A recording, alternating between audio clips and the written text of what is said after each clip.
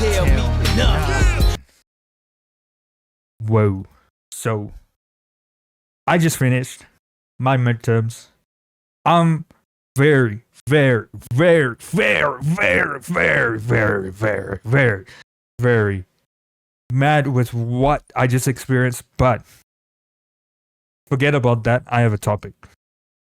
The topic is, which one was more detrimental to society?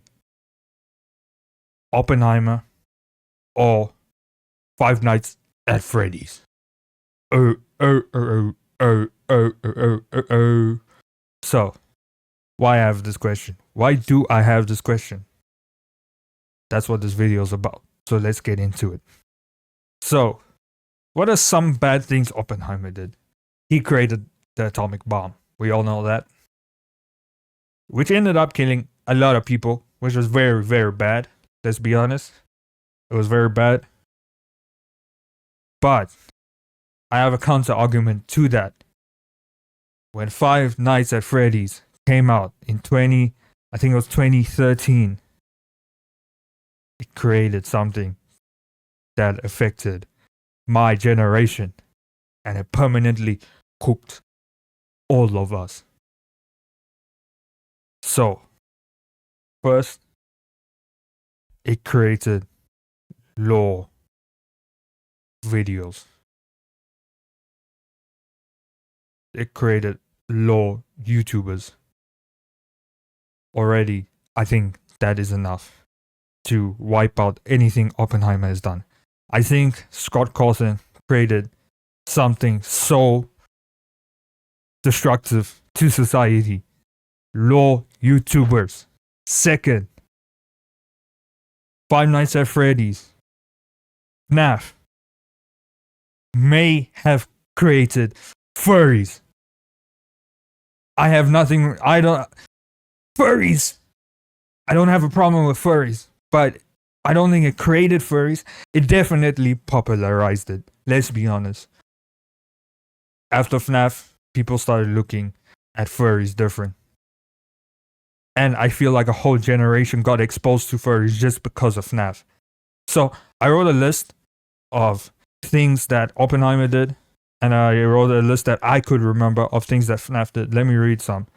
So, Oppenheimer helped develop the first atomic bomb. We all know that. He advised the US government during World War II. Mad work.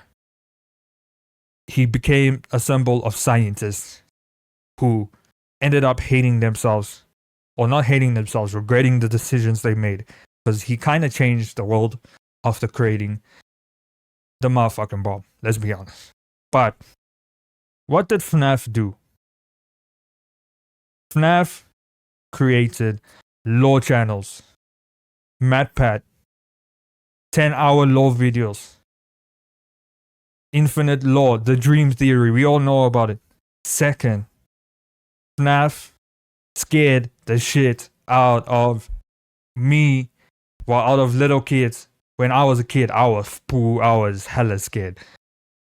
Seeing the animatronics, the whole concept of Five Nights at Freddy's, seeing a jump scare on my screen. As soon as I would see a jump scare, I would literally close my eyes, turn off my phone. I would just stop watching the video. I physically couldn't watch a video of actual gameplay. I only watched lore videos and FNAF World. If you know, you know. But because of that, I was scared. And to this day, I haven't played a FNAF game properly, beginning to end. Never finished the games. Never. I've only watched lore videos. Only consumed FNAF content, but I have never played the games. I'm too scared. I'm not gonna lie. It created animal mascot horror games. We know about the FNAF slop that's on the internet. And I would say him making the mascots animals ended up making a whole generation become furries. I'm just saying, he might have cooked us. Might have cooked our generation. Next, the bite of 87. The bite of 87. If you know, you know. The bite of 87. The bite of 87. Well, so I need some opinions. Which was worse? Which was more detrimental? Let's be honest. I genuinely believe FNAF affected a whole generation that will. How many autistic kids did it cook?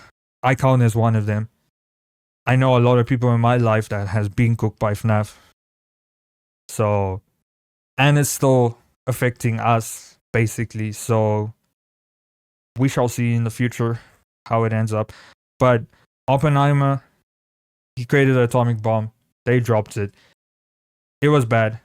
But now we've gone past that, kind of. Not really, but we've gone past that. And I say FNAF, in its own way, was an atomic bomb on the internet. It was an internet atomic bomb. The amount of videos, the amount of content, the amount of law channels, the amount of YouTubers that just make their whole career out of it, it's kind of crazy.